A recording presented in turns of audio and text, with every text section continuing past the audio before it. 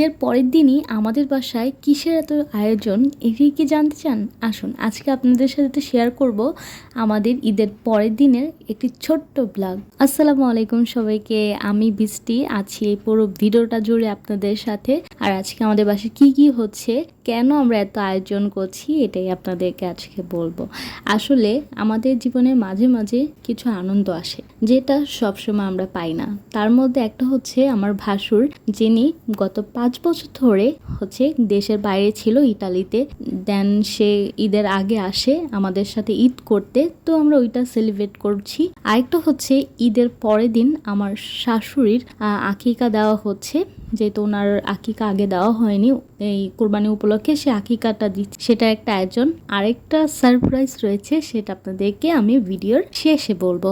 যেহেতু আপনাদেরকে বলেছিলাম যে আমার শাশুড়ি আকিকা দেওয়া হবে, তো আকিকার যে ছাগলটি ছিল ওইটা দিয়ে হচ্ছে আজকে তেহারি রান্না করা হবে। তো আমার শ্বশুরমশাই বাজার থেকে যাবতীয় জিনিস আমাদেরকে এনে দেয়। আসলে রান্নাটা করবেন হচ্ছে আমার ননাস, উনি অনেক ভালো রান্না করে মাশাআল্লাহ দিলে, মানে রেস্টুরেন্টও ফেল আমার কাছে যেটা মনে হয় অনেক ভালো। এই যে দেখুন, টক দই 2টা নিয়ে আসা হয়েছে। এখন আমি যে রান্না করছিলাম ওইটার মধ্যে একটু গরম মশলা দিয়ে দিব, তাহলে আমার রান্না কমপ্লিট। রান্না কমপ্লিট না করতে করতেই আমাদের দুইজনের কাঁধে আরেকটা দায়িত্ব পড়ে, যেটা হচ্ছে হলোকে দেখতে পাচ্ছেন একটা কেক। এই কেকটা হচ্ছে হলোকে আমার ননাসের মেয়ের, মানে ছোট মেয়ের 2 বছর পূরণ হলো, ওইটার উপলক্ষে আমরা ছোট্ট একটা কেক বানাই।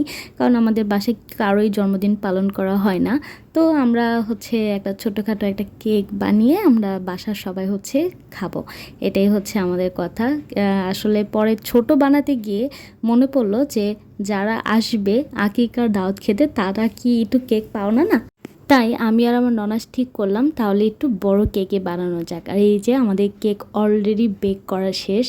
আপু হচ্ছে ডেকোরেশনের জন্য বসে গেছে, কারণ বাসায় অনেক বেশি কাজ। কেকটা আগে কমপ্লিট করে ফ্রিজে রেখে দেবে, আর ডিজাইনটা কিন্তু ফাইনাল ভিডিওতে দেখবেন। একদম ফাইনাল রেডি যখন হয়ে যাবে তখন আপনারা হচ্ছে আমাদের আরেকটা ব্লগ আসবে, সেটাতে দেখতে পারবেন।